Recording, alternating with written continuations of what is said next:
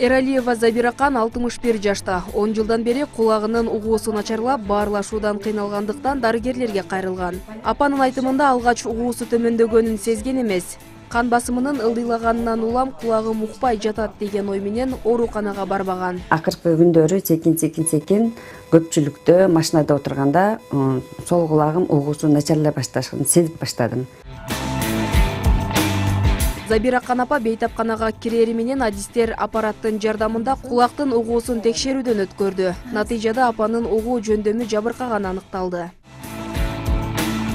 Техниканын өнүгүүсү менен көптөгөн ооруларга дава табылып, адамдын ден соолугуна пайда алып келүүчү аппараттарда жаңыланууда. Мисалы, бир нече жыл мурун кулак угуусу жабыркаган адамдар добуштарды гана уга алса, бүгүнкү күндө алар 100% жакшы уккан адамдардан эч кандай айырмасыз үндөрдү кабыл ала алышат. Угуучу аппараттар кулакка үндү жогору, тунук жана так алып берүүчү касиетке ээ. Ар бир угуудан жабыркаган адам адистен көзөмөлүнөн өткөн соң дүлөйлүк кайсыл баскычта экени аныкталат да, аппараттар ылайыкташтырылып, текшерүүдөн өткөрүлөт.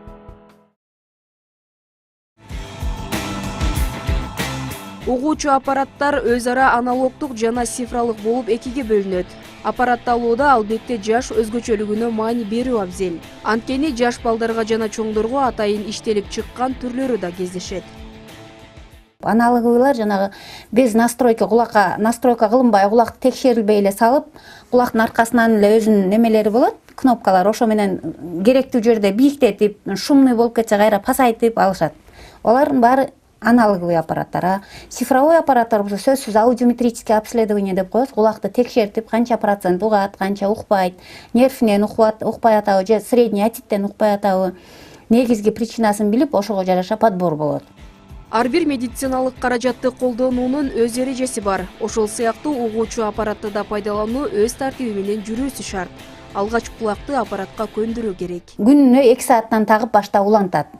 Үйдүн ичинде бир адам менен гана сүйлөшсө болот. Телевизор көрсө болбойт, шумный жерге чыкса болбойт. Үйдүн ичинде 2 саат тагат. Эртеси күнү дагы 2 саат. Анан кийин барып убактысын көбөйтөт. 3 саатка өткөрөт, 4 саатка өткөрөт. Анан секин эшикке чыга баштайт. Ошентип барып 12-13 күндө көнөт. 13 күндөн кийин анан такай такса боло бере турган болот. Кан басымдын төмөндөшүнөн же жогорулашынан кургагучу оорусуна каршы ичилген дары-дармектерден жана антибиотиктерди көп колдонуудан кулактын угуусу жабыркашы мүмкүн. Мындан сырткары сасык тумоонун натыйжасында угуу начарлайт. Бирок көпчүлүк учурда адамдар буга маани бере беришпейт. Техника канчалык өнүкпөсүн, кандай аппараттар иштелип чыкпасын, ден соолугуңузга кам көрүп, ар кандай оорулардан сактаныңыз. Айнура Абдиназар кызы, Эмилбек Каныбеков, Илимбек Эмилбек уулу, Таң нуру программасы.